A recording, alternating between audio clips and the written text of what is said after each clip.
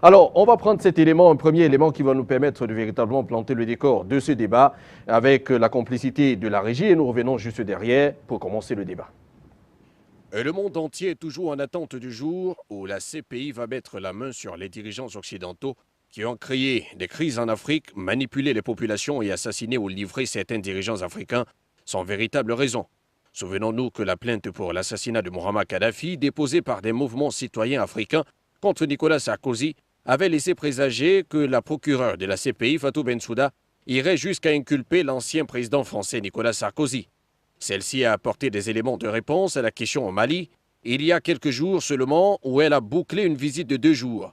Sur fond de remise en cause de l'indépendance, l'influençabilité et l'impartialité de la Cour pénale internationale qui salit la notoriété de cette Cour, Fatou Bensouda a beaucoup joué avec les mots et a semblé être déçu de s'être impliqué de manière malsaine sur le dossier du déclenchement fallacieux de la guerre en Libye qui a conduit à l'assassinat de Muammar Kadhafi. Il semblerait d'ailleurs que la CPI conduit en ce moment des investigations sur le dossier. Fatou Bensouda a en tout cas ouvert la perspective de voir Nicolas Sarkozy répondre de la plainte sur l'assassinat de Muammar Kadhafi et de l'intervention française en Libye. Notons que près de 1800 ONG ont accusé, au jour d'aujourd'hui, l'ancien président français de déstabilisation de l'Afrique, en plus de plusieurs mouvements citoyens africains tout récemment qui ne sont pas allés du dos de la cuillère pour saisir la Cour pénale internationale d'une plainte contre Nicolas Sarkozy qu'ils accusent d'avoir assassiné l'ancien guide libyen. Fatou Bensouda a confirmé les choses en déclarant, je cite, que cette plainte a été déposée au bureau du procureur le samedi 13 octobre 2017 dernier. Nous recevons beaucoup d'informations de crimes de ce genre. Nous allons soumettre cette accusation au même test que toutes les autres allégations qu'on reçoit. Concernant donc l'attitude que va adopter la CPI devant cette plainte, Fatou Bensouda a rassuré en affirmant que la CPI va l'analyser, la vérifier, puis la corroborer avec les vérifications qu'elle va faire à son niveau, avant de décider de la suite à réserver à cette accusation. Pour le moment, notre chère CPI n'a encore émis aucun mandat d'arrêt contre aucune personne qui ait été impliquée de près ou de loin dans l'assassinat du guide libyen. Cela est peut-être en train de très vite arriver, mais c'est sans compter sur le fait que pour Madame la procureure Bensouda, on est encore dans le sillage des suspicions et des spéculations sans véritable preuve. On est dans le sillage des spéculations ou alors des suspicions selon la procureure de la CPI, Fatou Bensouda. Ça nous permet de poser une première question à Maître Momo Janvier qui est sur ce plateau avec nous et qui maîtrise toutes ces questions juridico-judiciaires, si on peut le dire de cette manière.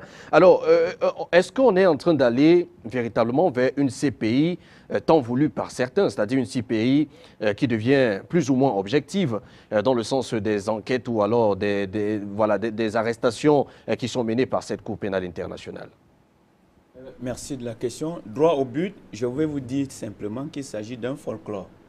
C'est un folklore qui est organisé parce que, comme je le soulignais encore hier, la Cour pénale internationale, c'est le relais juridique, c'est l'appareil juridique de l'impérialisme.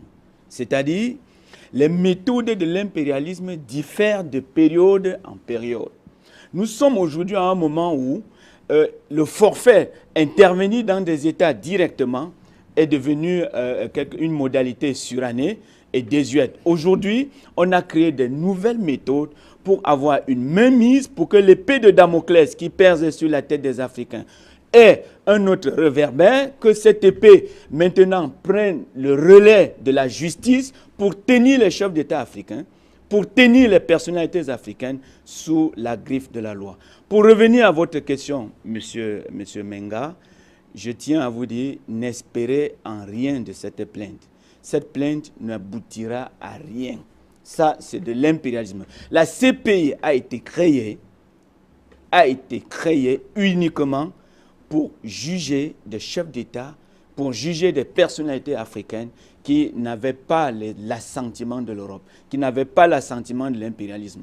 Je ne voudrais pas entrer dans les carcans judiciaires pour dire qu'en réalité, la procureure, le bureau du procureur, c'est l'accusation. C'est-à-dire, elle collecte les données qui sont susceptibles de faire l'objet d'une poursuite et elle les envoie dans une chambre d'accusation. C'est cette chambre maintenant qui analyse et qui juge de l'opportunité de poursuites ou pas. Vous voyez qu'en ce moment, elle, procureur, elle ne peut que collecter des informations qu'elle va aller déposer dans un autre bureau. Mais jusqu'ici, elle a été critiquée sur plusieurs pans. Vous dites qu'elle est uniquement dans l'accusation, mais on se souvient aussi quand même que beaucoup de gens estiment que c'est elle qui est au début de toutes les enquêtes qui ont été déclenchées contre certains dirigeants africains et qui a quand même pesé de tout son poids pour que ces présidents soient incarcérés à La Haye. Mais bien sûr, parce que quand je dis qu'elle collecte les données, ça veut dire que c'est elle qui rassemble les preuves.